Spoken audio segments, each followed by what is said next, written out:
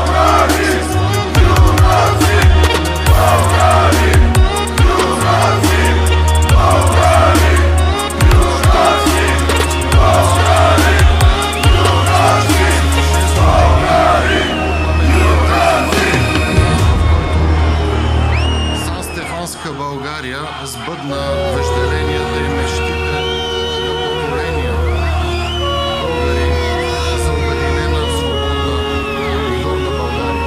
Политическият елит в България не се припознава, вече никъде не се ползва с уважение. Тази политика на изкривяване на истината, на изкривяване на историята, тази политика няма да доведе нищо друго.